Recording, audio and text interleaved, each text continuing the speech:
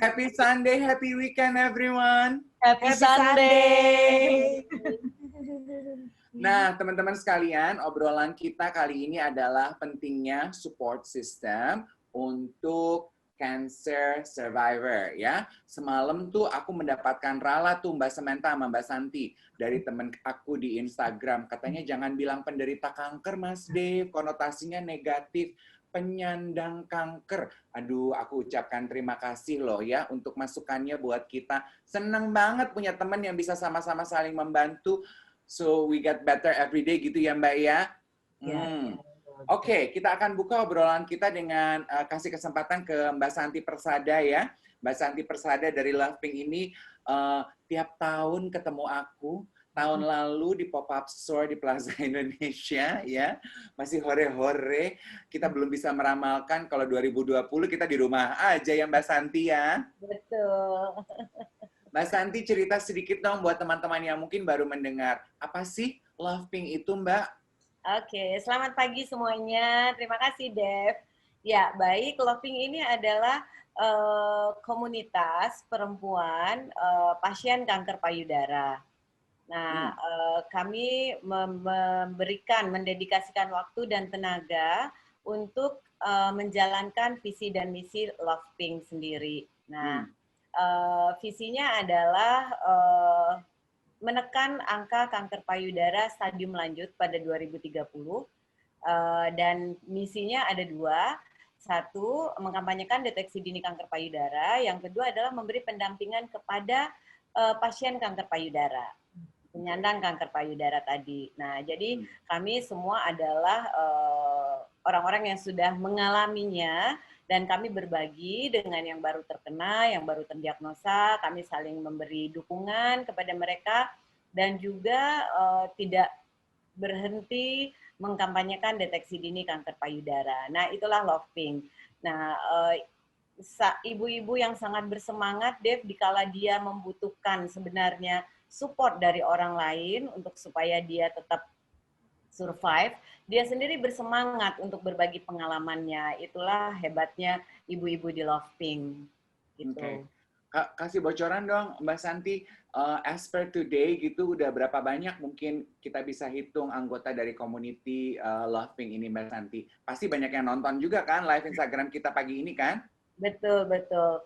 Iya, kalau yang kita sudah support, teman-teman itu mungkin ada sekitar 2.500 sampai 3.000 orang. Ya, pasien kanker payudara di seluruh Indonesia. Kita ada di 5 kota lainnya selain Jakarta, Dev, ada di Banjarbaru, ada di Jember, Jogja, Bandung, dan Padang. Nah, jadi teman-teman di daerah pun sangat bersemangat, saling membantu, saling berbagi dengan sekitarnya gitu. Dan kalau kita lihat memang angka kanker payudara ini menyedihkan ya, naik terus, angka kematiannya juga naik, 17 orang per 100.000 penduduk Indonesia itu meninggal karena kanker payudara. Dan di dalam kanker wanita, kanker payudara sekarang juga menempati urutan pertama. Dulu mungkin serviks ya, tapi sekarang kan vaksinnya sudah ada, jadi begitu akil balik, anak-anak perempuan sudah bisa divaksin serviks. Nah, cuman payudara belum ada sayangnya. That's why angkanya naik terus. Nah. Okay. Tuh, bisa dipastikan anggota komunitas Love Pink yang menyaksikan kita nggak cuma dari Jakarta aja, karena tadi pagi juga ternyata ada teman aku, cancer survivor dan core wheel breast pink Bandung. Jadi kita mau shout out sama teman-teman di luar Jakarta. Tata Ratu. Ada Ratu. Yes. Ratu ya. Oke. Nah, tadi kan Mbak Santi juga udah update ya. Yang aku juga pengen tahu mungkin sepanjang tahun 2020 kegiatan apa yang dilakukan oleh Love Pink yang terbaru semenjak terakhir kita ketemu 2019 lalu, Mbak Santi? Baik, kalau reguler kegiatan kami kan adalah mensosialisasikan pentingnya deteksi dini kanker payudara melalui Sadari, periksa payudara sendiri. Nah, sebelum pandemik kami masih bisa mengunjungi ibu-ibu di RT mana, ibu-ibu di gereja, di pengajian mana, atau ke company-company. Nah, tapi sejak pandemik kami menyesuaikan diri dengan melalui virtual gitu. Jadi semangat itu tetap membara. Jadi apapun kondisinya kita tetap bersemangat gitu, Dev. Nah, untuk di Oktober ini spesialnya karena ini adalah bulan kesadaran kanker payudara dunia. Nah, kita makin sibuk lagi nih. Bersyukur sekali ada Chelsea untuk mewakili di anak-anak muda karena secara statistik anak muda yang didiagnosa dengan kanker payudara juga meningkat di Asia Pasifik gitu. Nah, jadi sangat penting keberadaan anak-anak muda menyuarakan pentingnya deteksi dini kanker payudara ini. Nah, jadi kita nih Samantha, Chelsea dan ibu-ibu lain di Loving setiap hari ada Zoom, ada IG live, tapi senang banget Dev, mungkin sebulan ini kita udah menjangkau lebih dari 10.000 orang ya melalui virtual. Oke, wow. Mbak Santi, aku tuh pengen tahu dong pengakuan jujur nih dari teman-teman Lovepink gitu ya. Kan rasanya breast cancer awareness itu hanya didengungkan setahun sekali, yaitu pada bulannya Oktober tok gitu kan. Yang aku pengen tahu, pasti bulan Oktober sih gemaknya luar biasa seperti Mbak Santi bilang. Yang aku pengen tahu, all throughout the year, apakah awareness-nya juga tetap terasa sehingga perempuan maupun laki-laki tetap dapat melakukan sadari ketika mereka merasa perlu dan sudah waktunya, gitu Mbak? Ya, baik. Kita Lovepink sih terus-terusan, Dev, karena itu regular activity-nya kita. Nah, kita sangat penting didukung oleh media, karena kalau kita sendiri, kita hanya menjangkau sebagian kecil, ya kan, orang yang bertemu dengan kita. Tapi kalau media terus-terusan cover, jangan hanya di Oktober gitu ya. Nah, itu sangat membantu pekerjaannya kami gitu loh, karena kami tidak bisa menjangkau sampai ke wilayah-wilayah yang nggak mungkin terjangkau oleh cabang-cabangnya Lovepink juga gitu. Nah, jadi dukungan masyarakat, dukungan media itu sangat kami butuhkan. Tapi kalau kita lihat beberapa tahun terakhir dibandingkan tahun-tahun sebelumnya ya, Samantha ya, correct me if I'm wrong, kesadaran itu meningkat, walaupun kecil sekali. Tapi ada kesadaran yang meningkat, bahwa orang mulai aware, karena apa? Karena mulai orang-orang terdekatnya yang kena. Ada sahabatnya, ada tantenya, ada adeknya, ada kakaknya gitu. Nah, jadi mereka mulai terbuka kan matanya. Apa sih kanker payudara? Nah, paling enggak kan mereka memberi support ya kepada orang-orang terdekatnya. Nah, dengan itu mereka pengen tahu, oh iya deh, aku pokoknya nggak berani lagi deh kalau nggak lakukan sadari setiap bulan atau setiap tahun aku harus USG dan mamografi gitu. Ada sedikit, tapi daripada nggak ada, mending ada sedikit gitu. Kita tetap optimis. Yes, aku suka positivity-nya. Nah, sekarang aku mau dengar suaranya Mbak Samantha. Hai, Mbak. Hai, Mas Dave.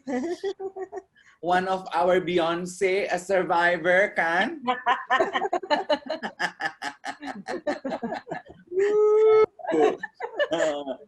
Nggak bermaksud mengajak membuka cerita yang nggak enak, tapi aku yakin dari cerita nggak enak itu bisa menjadi inspirasi dan kekuatan buat banyak orang gitu ya Mbak ya. Aku pengen tahu dong Mbak, take us back. Waktu pertama kali, supaya kita tahu what kind of support sebetulnya yang dibutuhkan oleh cancer survivor itu. Waktu pertama kali tahu gitu Mbak, dari kacamata orang luar, kayak aku kan kita nggak tahu apa yang dirasa ya Mbak. Apa sih rasanya Mbak? Oke, terima kasih Mas Dave. Aku juga mengucapkan terima kasih buat Mbak Erika, buat Mbak Ria Lirungan, dan MRA Media Group yang udah memberikan kesempatan kepada Santi, aku Chelsea, ngobrol sama the one only Mas Dave Hendry. Ya, oke Mas Dave. Jadi aku terdiagnosa di 2013. Itu umur 47 tahun, tidak mengenal sadari, tidak pernah dengar sadari, atau aku emang once aja emang nggak tahu itu ada sadari ya. Jadi gara-garanya karena teman terdiagnosa kanker payudara, jadi geng aku nih, kita belum pernah mamografi, kita belum pernah periksa payudara. Sebagai ibu, atau perempuan, kebanyakan kita urusannya fokus kepada pap smear terus. Nah ya udah, ketika aku didiagnosa dan setelah melalui beberapa second, third opinion, memang benar aku mempunyai tumor yang kelihatannya ganas ya.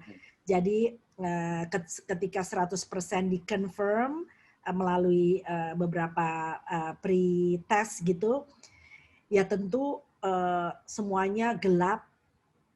Dokter ngomong nanti kamu di mastektomi, nanti kamu kemo sekian kali, radiasi dalam 1 detik atau 1 menit mereka ngomong tuh aku cuman lihat gini-gini aja, ya kan, dan blank sih, ya kan, karena di keluarga tidak ada yang cancer, secara genetik juga mungkin aku nggak dapat dari resiko itu.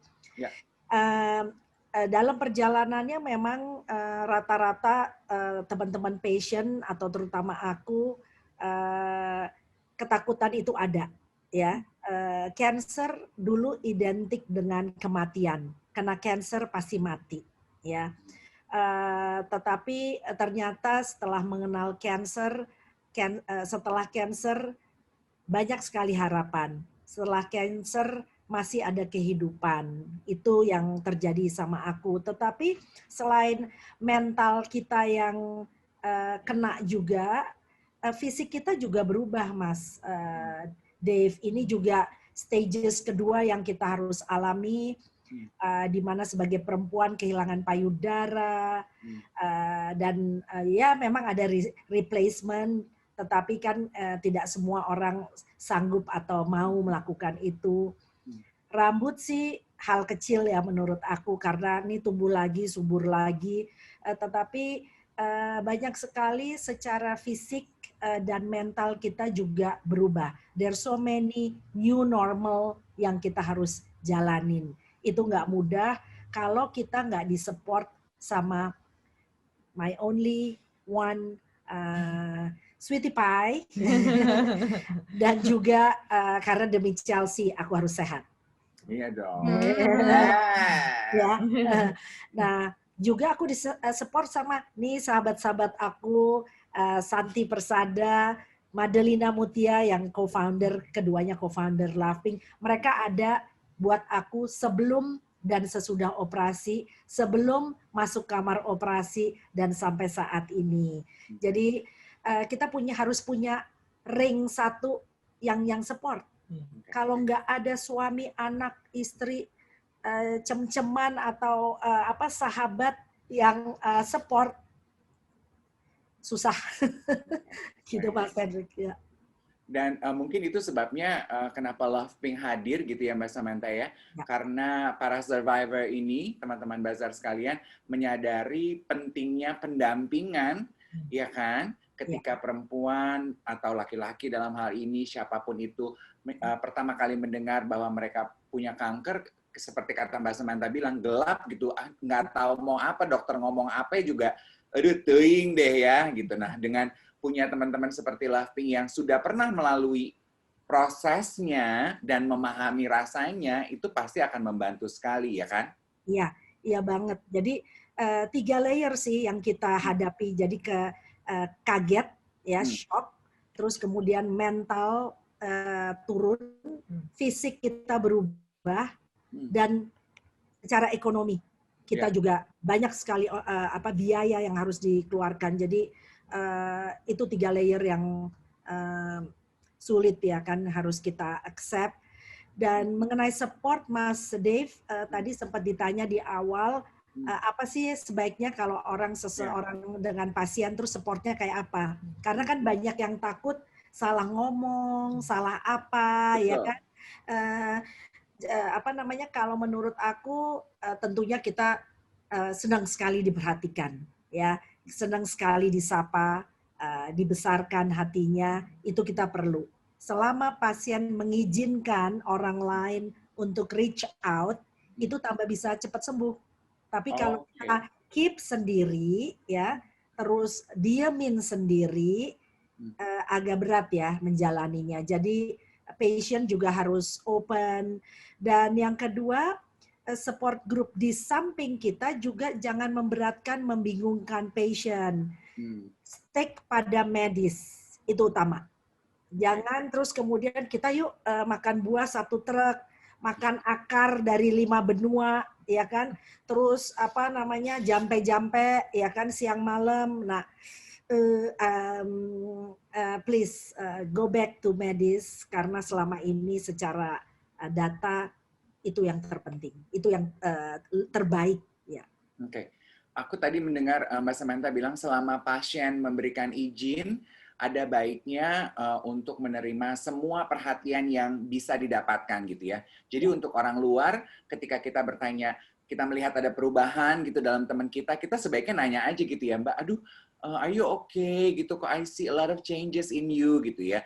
Pasti kita dengar aja dari jawabannya. Kalau dia bilang, iya, I have breast cancer, baru kita bisa move on. Kalau dia bilang, I'm okay, ya berarti kan dia tidak mengizinkan orang tahu, walaupun itu tidak disarankan gitu ya Mbak Samantha ya? Betul, betul.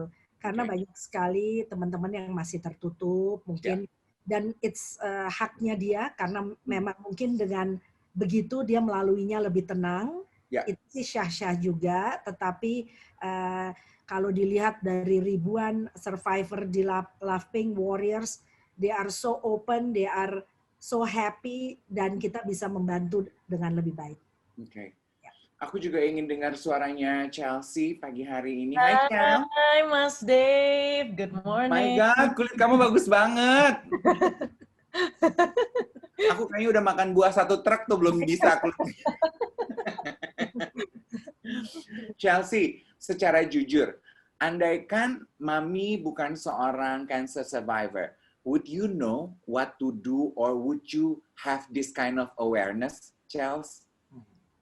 Kalau harus jujur, pasti nggak akan tahu ya mengenai breast cancer gitu. Karena aku pun juga baru belajar mengenai breast cancer setelah Mami juga terdiagnosa gitu. Jadi dari situ baru mulai research, mulai baca-baca, terus gimana sih ningkatin awareness terutama untuk di generasi muda gitu. Karena waktu itu aku inget banget, I was 18 years old, masih 18 tahun dan masih clueless gitu, kayak bingung apa penyebabnya breast cancer, terus dan sampai sekarang pun juga banyak dokter yang masih belum tahu kan apa penyebabnya gitu. Dan waktu itu juga akhirnya kan nemenin Mami juga pas kemoterapi, radiasi, dan itu pun itu semua new to me gitu, itu hal baru gitu buat aku. Jadi pas tahun 2013 itu benar-benar merasa bingung sebagai anak, maksudnya ini aku harus gimana gitu. Tapi satu hal yang paling penting itu moral support sih dari aku gitu. Maksudnya kita selalu nemenin, selalu always be there gitu. Dan satu hal yang selama ini aku nggak pernah bisa lupain tuh kalau Mami lagi kemoterapi selalu bilang, ini jus kok yang lagi disuntik, tenang aja. Terus ada satu misalnya satu hal waktu itu Mami lagi transfusi darah ya kalau nggak salah, dan itu Mami bilang ini blue blood, ini Kate Middleton's blood gitu. Jadi maksudnya semua itu dari mindset gitu. Jadi ketika kita mindsetnya happy, semua bisa lebih accepting gitu. Dan we have to make the cancer cells lebih redeem gitu ya, biar nggak trigger dan blow up gitu kan. Jadi gimana caranya kita bisa ngejalaninnya tapi with positivity gitu. Itu sih kemarin. Iya. Kita juga pengen tahu dong, Charles, berapa lama, kan ketika pertama kali dengar pasti ada shocknya dong, ya nggak sih? Hah, gila nyokap gue nih gitu ya. Suddenly everything seems so close to you, ya kan, kayak di depan mata. Berapa lama dan apa prosesnya buat Chelsea dan keluarga sampai akhirnya bisa 180 memutuskan yang dibutuhkan nyokap gue itu adalah support dari kita semua?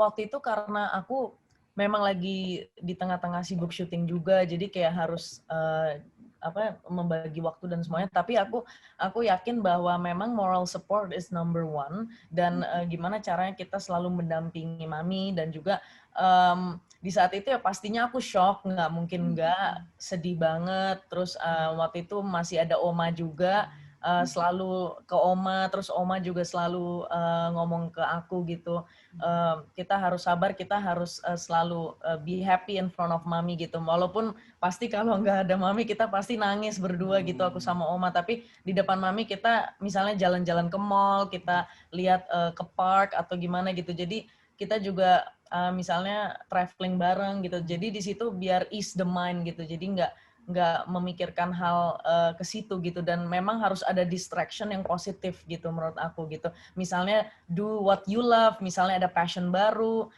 misalnya menjahit atau ngelukis, itu kan terapi juga ya buat mami gitu, dan terapi buat kita semua gitu untuk lingkungan ring satunya gitu, inner circle. Jadi walaupun kita sama-sama semua sedih, tapi kita harus berjuang bareng. Jadi satu moto itu her fight is my fight. Jadi kita selalu mikir bahwa walaupun mami yang berjuang, tapi itu juga perjuangan kita bersama gitu sih. Jadi we are in this together. Oh my God, itu cakep banget ya. Kita bisa bikin t-shirt dengan kata-katanya Chelsea tadi ya. Her fight is my fight ya. Yes, what a great change of perspective ya teman-teman sekalian ya, bahwa apa yang diperjuangkan oleh salah satu anggota keluarga itu sebetulnya adalah perjuangan satu keluarga gitu ya. Dengan perspektif seperti Chelsea, kita jadi kayak oke gitu, kita berjuang bareng nih. Yang sakit nih satu keluarga as a system, as a unit gitu ya. Jadi nanti ketika sembuh ya sembuh bareng-bareng gitu. Oh my God, yes, cakep banget.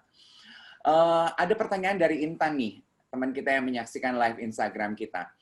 Ada sahabat saya yang didiagnosa CA payudara, dan semenjak itu dia berubah menjadi baper, menutup diri, tidak mau bergaul lagi, dan tidak menerima fakta itu. Sebetulnya bagaimana sikap terbaik untuk kami, para sahabatnya. Nah, coba. Mungkin Mbak Samantha atau Mbak Santi mungkin yang bisa bantu. Santi. Ditugaskan oleh Ibu Ketua. Iya, tadi apa yang bertanya ya, terima kasih, pertanyaannya bagus sekali. Memang itu hal-hal yang sangat membingungkan orang ya kalau bertemu dengan seseorang pasien kanker payudara. Kadang-kadang mungkin baper itu sometimes juga bukan dari pasiennya, bahkan dari yang melihatnya, sahabat-sahabatnya atau keluarganya gitu loh. Karena si pasien sendiri ini kan sedang berjuang ya, dan dia meyakinkan dirinya untuk menerima keadaan ini. And so next kita berdamai dengan kanker ini, kita jalani pengobatannya dan lain-lain gitu. Nah, teman-teman dan yang lain-lain itu memang sebaiknya memberi dukungan yang ya, kalau namanya teman kan kita pasti udah kenal lama ya, apalagi sahabat gitu loh. Nah, mungkin nggak sekali ini dia drop gitu kan. Nah, how to bagaimana menaikkan motivasinya. Cerita aja yang lain-lain, cerita yang senang-senang, waktu ke Bali tahun lalu, waktu ke Singapura tahun lalu, belanja, bla bla bla bla bla bla gitu.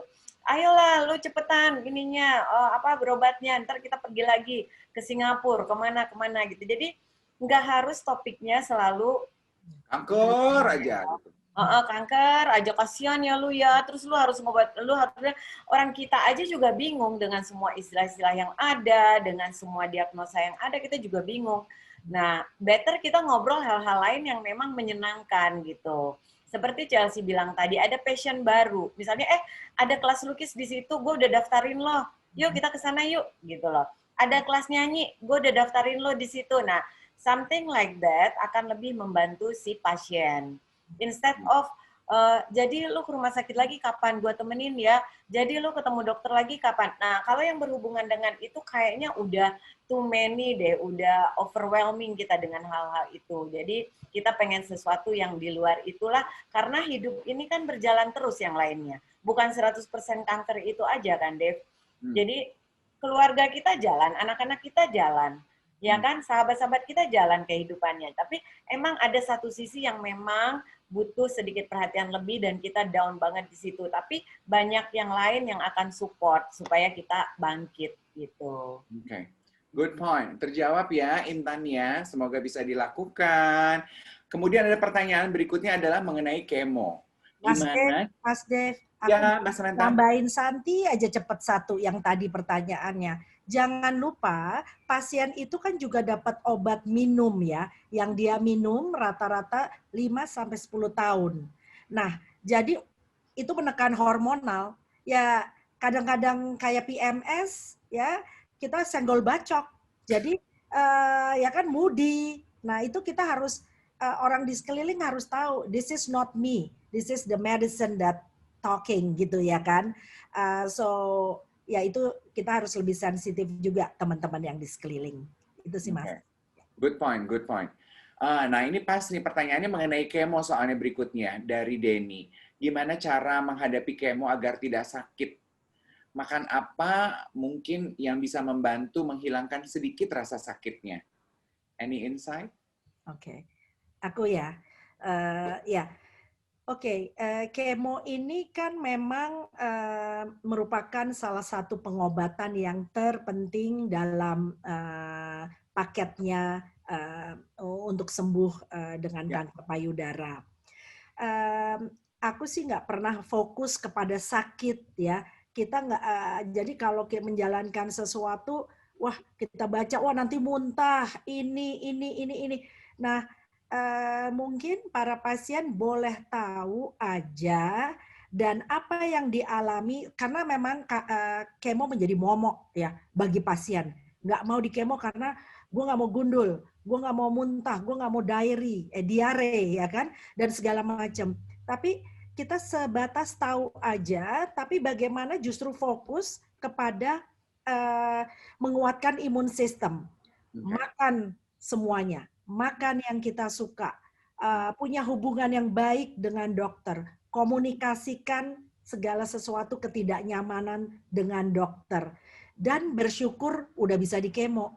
Jadi kita harus bersyukur, anggaplah kemo itu it's a party, ya. It's a chemo party. Woo, you will be tipsy, you will be muntah-muntah, ya kan? Jadi kita sebaiknya fokus kepada sesuatu yang lebih menyenangkan dan membesarkan hati kita. Itu sih. Okay.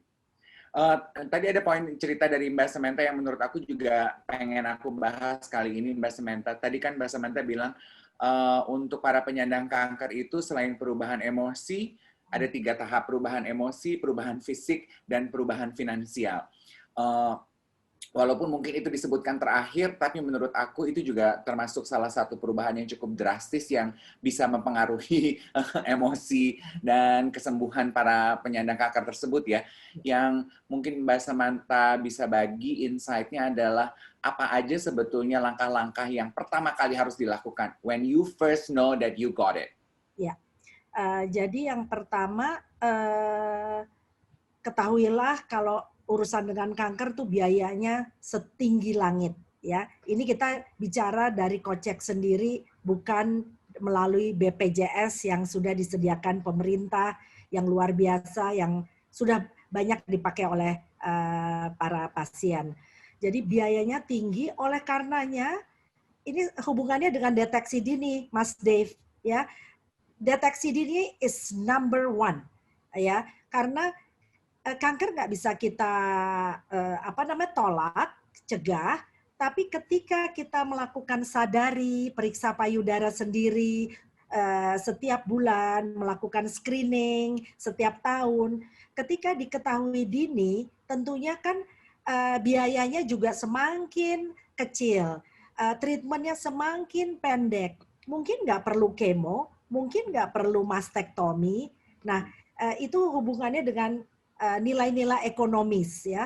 Jadi sadari ini juga mengusulkan mereka yang belum punya asuransi segera menginsure dirinya, karena waktu itu saya, Santi, Muti lalai, nggak punya asuransi sama sekali dan buat kita berat sekali.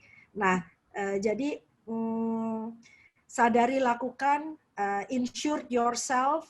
Dan juga jika memang harus memiliki BPJS, ikutilah program BPJS. Seperti itu, Mas David. Yes. Mbak Samantha, you read my mind. Kenapa gue minta nanya mengenai biaya? Karena kan kadang-kadang orang suka gitu ya, kesadarannya itu harus dicolek dari sesuatu yang, aduh kayaknya ngomongin biaya gitu, begitu tahu mahal, begitu tahu menderita, mungkin kita akan lebih kecolek untuk melakukan sadari secara rutin kan? Yes. Sekarang aku mau tanya lagi sama Chelsea. Chel, Karena kan tadi Chelsea bilang, Chelsea ingin menularkan kesadaran ini kepada generasi muda.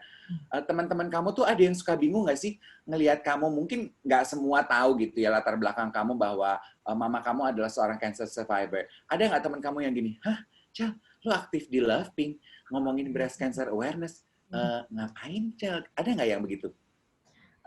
Sebenarnya karena mungkin hampir semua temanku udah tahu mungkin ya, jadi tidak ada yang pernah bertanya kayak gitu.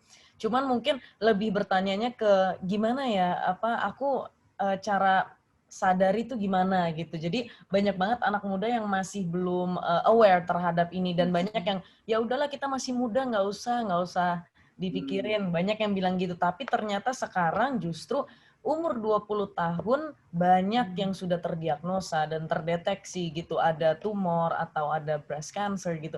Dan itu yang bikin shocking gitu. Jadi di generasi muda justru di umuran 20, 25 gitu, di bawah 30 banyak banget yang ternyata kok sudah ada ya gitu. Nah, itu kan mungkin 7 tahun yang lalu mungkin kita masih santai. Sekarang akhirnya, wah aku harus cari tahu nih gitu. Nah, salah satunya itu sadari yang tadi Mami juga bilang, itu kita harus cek diri sendiri, periksa payudara sendiri 7-10 hari setelah menstruasi hari pertama gitu. Jadi kalau untuk teman-teman yang ingin sadanis itu juga ada periksa payudara secara klinis. Jadi untuk ke dokter, terus misalnya USG juga bisa dilakukan mulai 17 tahun ke atas, tapi itu setiap 1 tahun sekali gitu.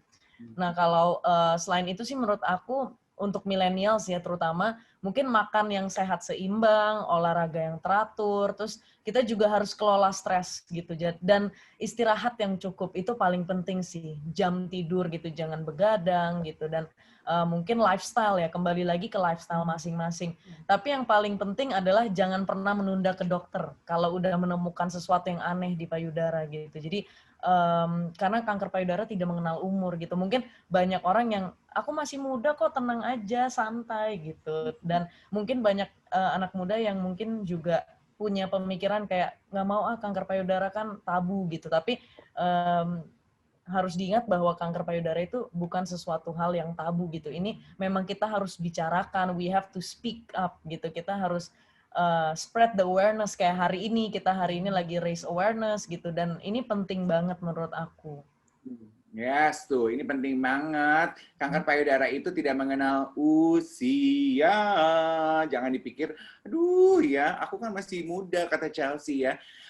Aku tadi kepikiran ini, Mbak Samantha kan bilang, sebagai cancer survivor, kita harus beradaptasi dalam kehidupan normal.